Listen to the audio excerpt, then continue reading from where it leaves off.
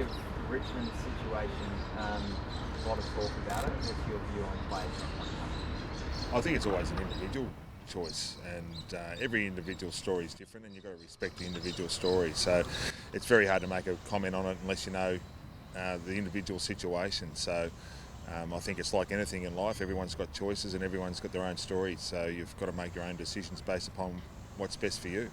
You always prepare for the best, but they've got a lot of their best out. It's got to be a good time. Yeah, if you look at their, they only had.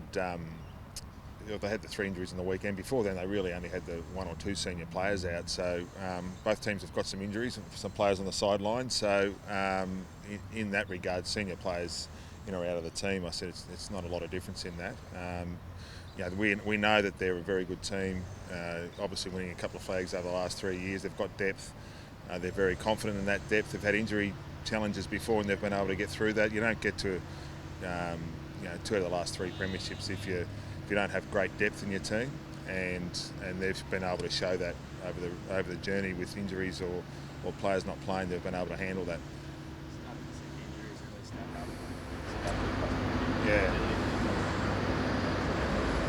Yeah, I personally think it was always inevitable. It was always going to happen, and I think that's what we were discussing with the AFL all the way through. It wasn't necessarily the first or second week. It was always going to be sort of 3 or 4 weeks in where you get that run of injuries, and there's those extra challenges for the players that are outside the team. How do they keep in form if there's no games for them to play, and the numbers get less and less? So those are the challenges that all teams have got, but I think it's also worth noting that the competition really appreciates the teams that have been going and have gone into the hubs, and we certainly as a club appreciate the fact that the 4 teams have been in Queensland.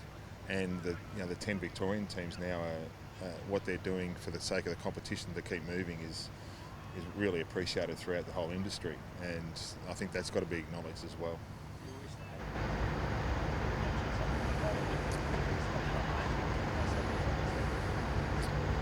Yeah, I think it was always going to happen.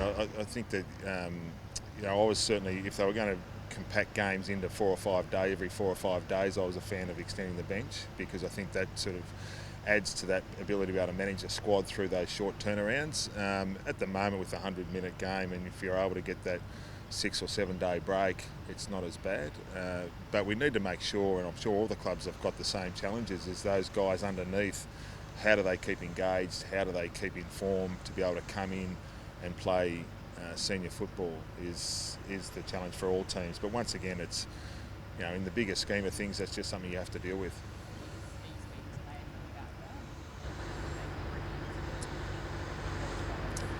Yeah, there's not a lot of choices, I think, and that's what happens when you get some injuries. I think your second tier, your group in that second tier get less and less, and certainly the clubs that have gone into hubs, they might only have 27 or 28 players, and so I think we've got to be aware as all clubs in the industry to try and help each other out in that regard.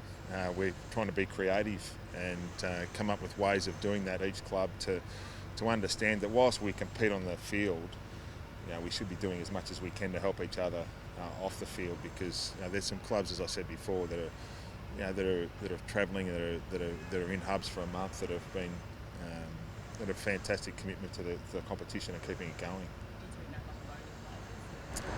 Well, I think that the challenge with that is that if your player goes from one club to the next, the chance of risk of infection, I guess, could go up. So you've got to be careful of that. I understand that as well. So we just got to think of ways of doing it, being creative, and when those injuries mount as the season progresses, you've just got to be more creative, because at the start, when you've got a full list, it's a bit easier to do.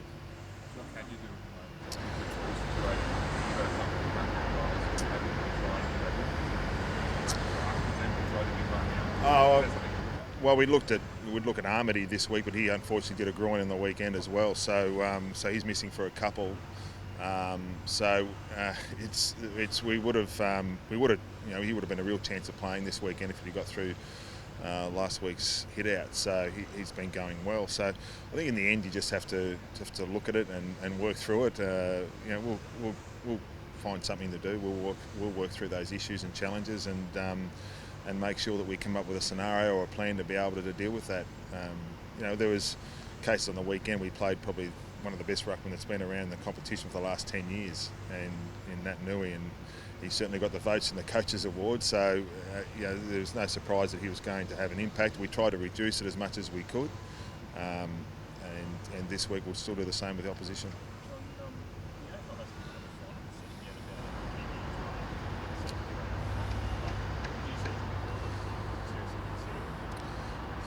The only thing I'd say to that is, where do you get them from? There's no other competitions going on anywhere, and there's just no way of actually getting any sort of line of sight on any of the players at all. So there's no other competitions running. So I think it is what it is at the moment. You just have to deal with it in the scope of the players on your own list. Not to mention all the other issues about bringing players inside your football club when things like borders are being shut. So you have to make sure you do what you do. And I think the AFL, and to their credit, have been really good with that. The logistical challenge of what happened over the last 4 or 5 days would have to be enormous. And from the club's perspective, everyone jumping on board, and from the AFL's perspective to be able to manage that, I just think it's a lot of credit has to be given to all those people involved in being able to do that. So what does that mean for the draft at the end of the year? No one's seen anyone play. Well, a lot of the recruiters have obviously been tracking players for a number of years. It's not just their final year. I mean, it is what it is too. They'll make decisions based upon what they've seen and what they know. I think like recruiters, like everyone in the industry, have those unique challenges to be able to get through, and like all of us, we'll find a way. Just the extra team being in Sydney, is there a facility for you to compete your guys outside the squad to play against them? Yes, yeah, there's that possibility, but they've only brought up limited numbers. Most of them have only brought up limited numbers, so they might only have 6 or 7 players to play. So if you have a training session with the 6 or 7 players, that's a challenge. A number of teams have left players in Melbourne, so you don't have that full squad, that full contingency. You might only have to, an opposition team of 6 or 7. So that's one of the things we're talking about at the moment. But in the bigger scheme of things, we'll work through that.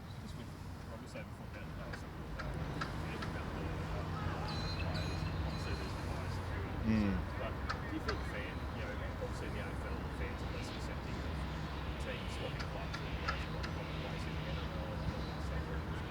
But do you think it would be accepted this year that unique challenges are made? It's interesting, obviously we're a bit closer to what happens in the NRL up here. We've seen what happens with various teams and the Warriors and those challenges that those teams have gone through. So I guess we've seen it from a different perspective.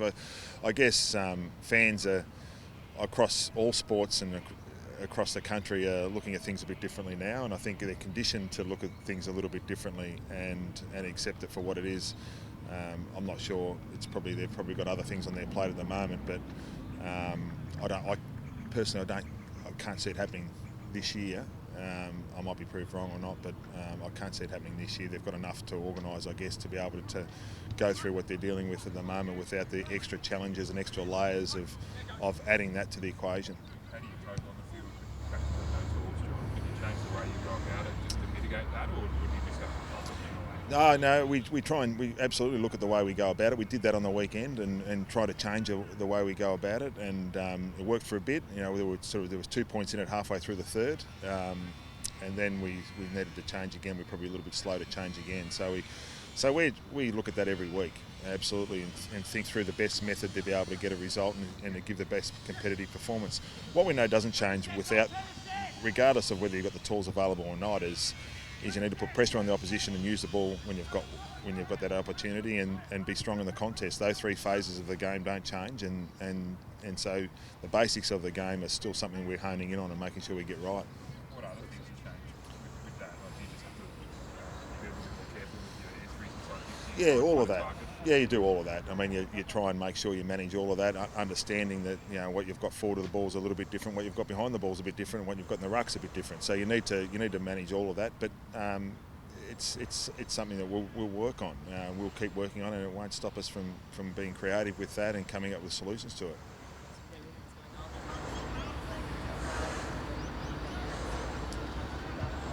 Yeah, well, we're under no illusions. We really appreciate what the players and staff and other clubs are doing for the competition at the moment, and those clubs in Queensland, the clubs now that are in New South Wales and Queensland, the clubs that are going to WA. We really appreciate that from a competition perspective. So, there's an enormous amount of respect for that, and whatever we can do to help, and we will. We're fortunate, we are, as all clubs make sacrifices in their different styles of living and things you can and can't do, but there's some that are making some real sacrifices in regards to the challenges of packing themselves up and their families and being away for a period of time. So, that's something to be respectful of in the competition, and we're certainly respectful of the opposition clubs and teams and what they've been able to do in that regard. Keep using the earlier and the presenters comes out and how hard it's best of time. Yeah, I mean, that's something that we sort of looked at on the weekend. I mean, clearly he's really struggled. He struggled a bit on the weekend against a big ruckman. So we're looking at that consistently every week. What we do in that regard, what's best for Aaliyah, what's best for our team setup. It's always a balance, trying to get that right. And is Caden back this week? Caden's a chance this week, so he's a chance to come back this week. He's been training, so we'll see how the week progresses. Hopefully he keeps tracking the way he's been. Melican will be out, but hopefully Caden is a chance. Oh yeah, no, Tommy's not playing this week, so he's still.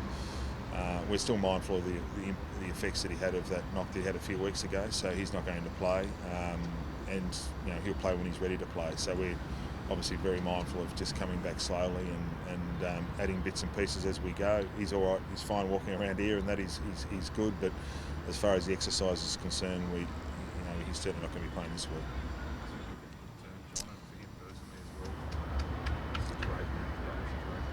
Yeah.